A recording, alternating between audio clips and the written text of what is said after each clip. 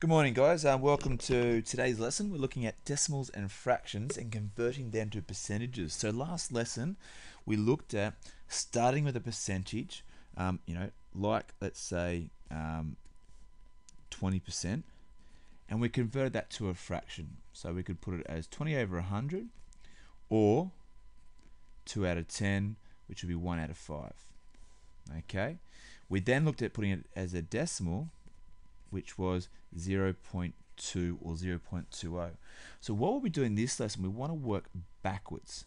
Okay, we want to work backwards. So we're going to be given a number like 1/5, and we want to work back to 20%.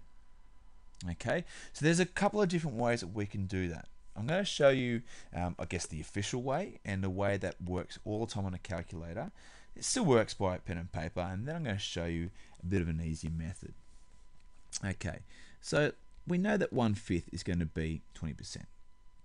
So how do we do it? How do we work backwards without knowing that? Well, I said last lesson, a bit of a hint with a percentage sign was that we could make a 1 and 2 zeros.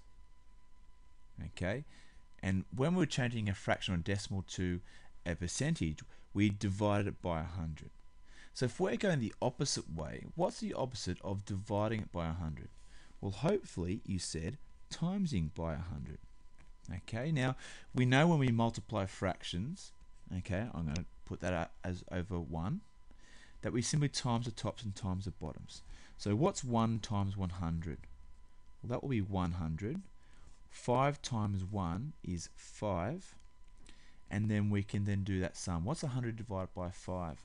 Well, if you're not sure, we can do 5 goes into 10 twice, 5 goes into 0 0 times, so we're left with 20%.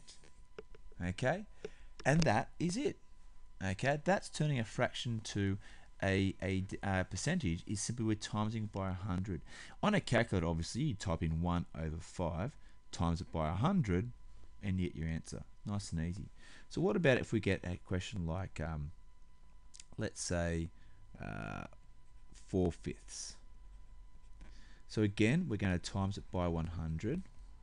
Now you have the options, okay? Sometimes you can just do 4 times 100, which is 400. 5 times 1 is 5. And then say, well, 400 divided by 5. Well, 5 goes into 48 times. 5 goes into 0 0 times. So we've got 80%. Done. Nice and easy. Okay. You may have actually said, well, 5 goes into 5 once. 5 goes into 100 20 times. And 4 times 20 is 80. 1 times 1 is 1. Okay. That's sometimes by, I guess, cancelling your fractions out earlier on when you've got big numbers can sort of help you. Alright, so that's, I guess, the official way. It will work for any particular fraction that you have. Okay, any of the fractions, even the more challenging ones. Alright, so if that's the way to turn, like the hard way, or I guess the hard way, but the usual way, what's the quick way? Okay, well, last lesson, just apologise, I realise I've done this on the wrong level. Just got to clear this for a tick.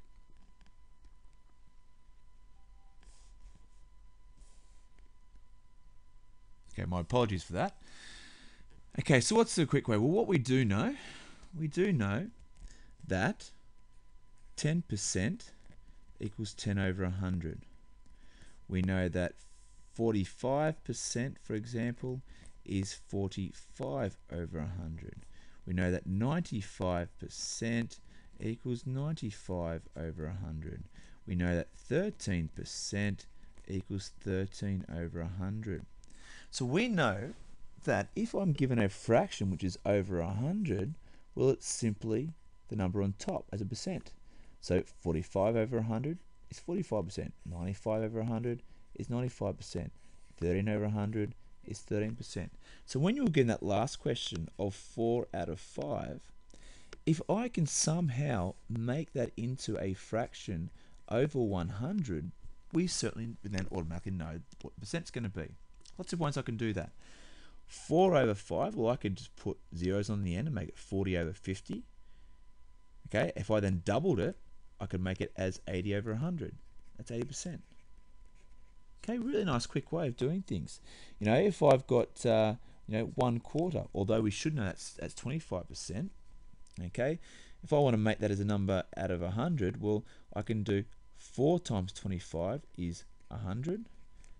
1 times 25 is 25. So I've got 25%. What about a more challenging one, like, let's say 10 out of 40? Now you might think it and go, well, I can't make 40 into 100 because it doesn't go evenly. So then we can look at numbers that might sort of work in. Now, like for example, if I put that as something over 20, like 5 over 20, because that's what that is, now we can see that 20 goes into 100 5 times. So 5 times 5 is 25. That makes it as 25%.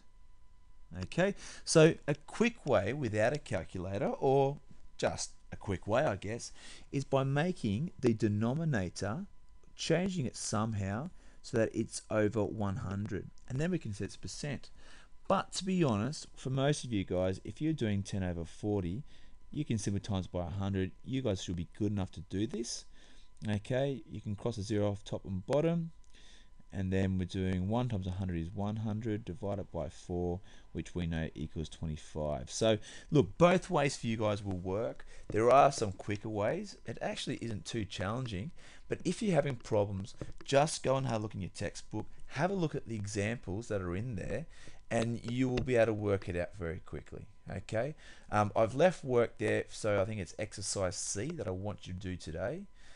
Please make sure you complete that. Make sure it's completed for homework. I will be checking that next week, and we'll start working on some of the more challenging parts of percentages.